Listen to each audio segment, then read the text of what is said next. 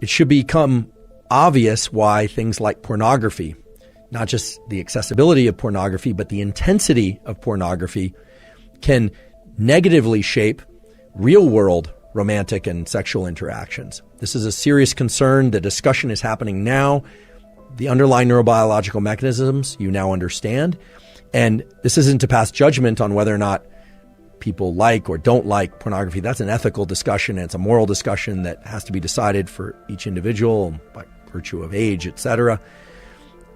But again, any activity that evokes a lot of dopamine release will make it harder to achieve the same level and certainly the greater level of dopamine through a subsequent interaction.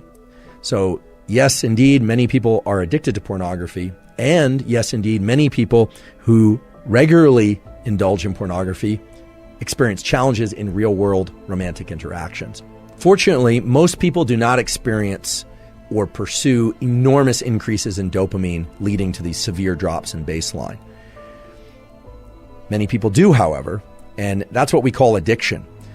When somebody pursues a drug or an activity that leads to huge increases in dopamine, and now you understand that afterward the baseline of dopamine drops because of depletion of dopamine, the readily releasable pool, the dopamine is literally not around to be released, and so people feel pretty lousy. And many people make the mistake of then going and pursuing the dopamine evoking, the dopamine releasing activity or substance again, thinking mistakenly that it's going to bring up their baseline. It's going to give them that peak again. Not only does it not give them a peak, their baseline gets lower and lower because they're depleting dopamine more and more and more. And we've seen this over and over again. When people get addicted to something, then they're not achieving much pleasure at all. You can even see this with video games. People will play a video game, they love it, it's super exciting to them, and then they'll keep playing and playing and playing, and either one of two things happens, typically both. First of all, I always say addiction is a progressive narrowing of the things that bring you pleasure. So oftentimes what will happen is the person only has excitement and can achieve dopamine release to the same extent doing that behavior and not other behaviors. And so they start losing interest in school, they start losing interest in relationships, they start losing interest in fitness and well-being, and depletes their life. And eventually what typically happens is they will stop getting dopamine release from that activity as well, and then they drop into a pretty serious depression. And this can get very severe, and people have committed suicide from these sorts of patterns of activity. But what about the more typical scenario? What about the scenario of somebody who is really good at working during the week, they exercise during the week, they drink on the weekends?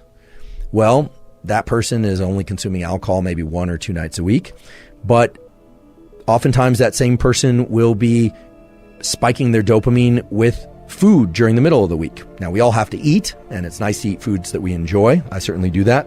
I love food, in fact. But let's say they're eating foods that really evoke a lot of dopamine release in the middle of the week. They're drinking 1 or 2 days on the weekend. They are one of these work hard, play hard types, so they're swimming a couple miles in the ocean in the middle of the week as well. They're going out dancing once on the weekend. Sounds like a pretty balanced life as I describe it. Well, here's the problem. The problem is that dopamine is not just evoked by one of these activities. Dopamine is evoked by all of these activities.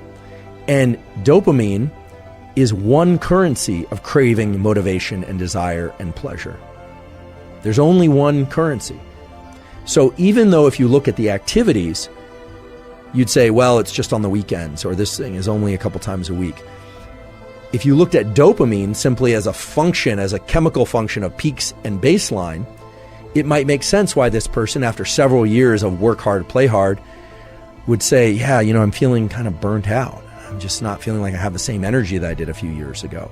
And of course, there are age-related reasons why people can experience drops in energy, but oftentimes what's happening is not some sort of depletion in cellular metabolism that's related to aging. What's happening is they're spiking their dopamine through so many different activities throughout the week that their baseline is progressively dropping. And in this case, it can be very subtle. It can be very, very subtle. And that's actually a very sinister function of dopamine, we could say, which is that it can often drop in imperceptible ways, but then once it reaches a threshold of low dopamine, you just feel like, we can't really get pleasure from anything anymore. What used to work doesn't work anymore. So it starts to look a lot like the more severe addictions or the more acute addictions to things like cocaine and amphetamine, which lead to these big increases, these big spikes in dopamine, and then these very severe drops in the baseline. Now, of course, we all should engage in activities that we enjoy. I certainly do. Everybody should. A huge part of life is pursuing activities and things that we enjoy.